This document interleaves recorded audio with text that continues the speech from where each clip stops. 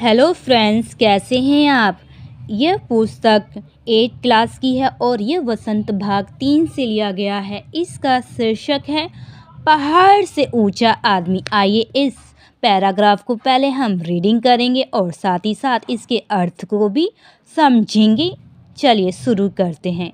दशरथ मांझी हमारे बीच नहीं है, लेकिन क्या वे हमें उन मिथ किए पात्रों की याद दिलाते प्रतीत नहीं होते, जैसे पात्रों में हमें पुराणों में मिलते हैं, फिर वो चाहे प्रोमेथियस हो या भागीरथ। आइए इस छोटे से पैराग्राफ का अर्थ भी समझें। दशरथ मांझी हमारे बीच नहीं है। जो कबीर जैसे विचारधारा रखने वाले दशरथ मांझी हैं, अब वो हमारे बीच नहीं रहे। लेकिन आगे बढ़ते हैं। लेकिन क्या वे हमें मिथ किए पात्रों की याद दिलाते प्रतीत नजर नहीं आते।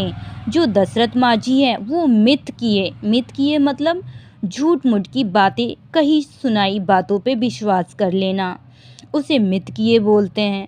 उन पात्रों की याद दिलाते हुए प्रतीक नहीं होते वह।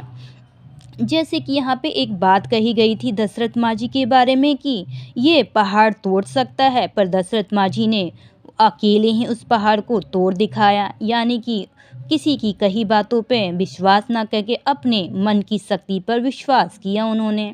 चलिए आगे बढ़ते हैं। जैसे पात्र हमें पुराणों में मिलते हैं, जैसे कि पुराने लोग होते हैं वो तो कहते हैं बेटा ऐसा मत करना, बेटी ऐसा मत करना, ये करने से ये हो जाएगा, ये करने से ये हो जाएगा, वही कही सुनाई बातें। चलिए आगे बढ़ते हैं।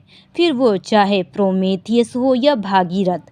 प्रोमेथियस का अर्थ होता है पहले सोचना, यानी कि सोच समझने की शक्ति को विकसित करना अच्छी बात होती है, पॉजिटिव में होता है प्रोमेथियस। और भागीरथ मतलब भाग्य पे विश्वास ना करके प्रयत्न करना, मेहनत करना, अपने मन पे विश्वास रखना, उसे बोलते हैं भागीरथ।